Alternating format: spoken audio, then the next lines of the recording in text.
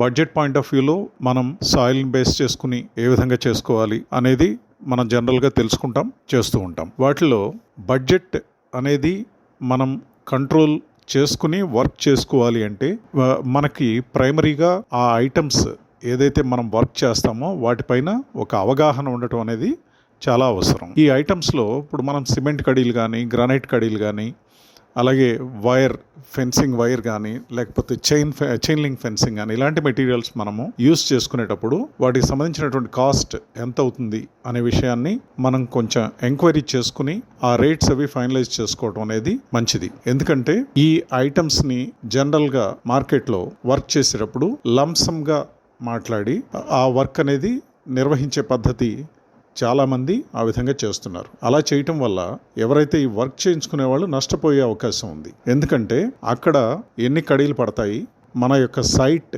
Length ఎంత ఉంది, అలాగే నెంబర్ ఆఫ్ పోస్ట్స్ కానీ, కడీలు కానీ, సిమెంట్ పోస్టులు కానీ, కడీలు కానీ ఎన్ని పడతాయి, అలాగే ఎంత లెంగ్త్ మనకి బార్బుడ్ వైర్ యూస్ చేయడం జరుగుతుంది, ఆ బార్బుడ్ వైర్ అనేది మనం ఎన్ని వరుసలుగా వేసుకుంటున్నాము, ఇలాంటి విషయాలపైన ఆధారపడి మన యొక్క బడ్జెట్ అనేది నిర్ధారించుకోవడం జరుగుతుంది. సో ఈ విషయాన్ని ఒక్కసారి మనము ఏదైతే ఆర్డర్ వాళ్ళకి మనం వర్క్ చేయడానికి ఫైనల్ చేసేటప్పుడు ఇవన్నీ జాగ్రత్తగా చూసుకుని చేసుకోవాల్సిన అవసరం ఉంటుంది.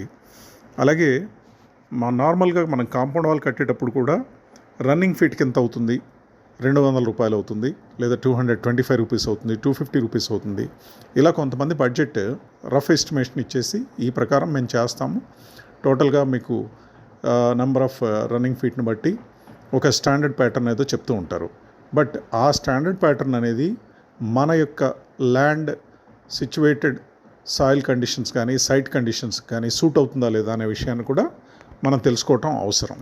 సో ఈ విషయాల పట్ల కొంచెం క్లారిటీగా కనుక మనం ఉండి ప్రతి ఐటమ్ మీద ఒక అవగాహనతో కనుక మనం ఎగ్జిక్యూట్ చేసుకున్నట్లయితే ఆ యొక్క కాస్ట్ని మనం కంట్రోల్ చేసుకోగలిగే అవకాశం ఉంటుంది.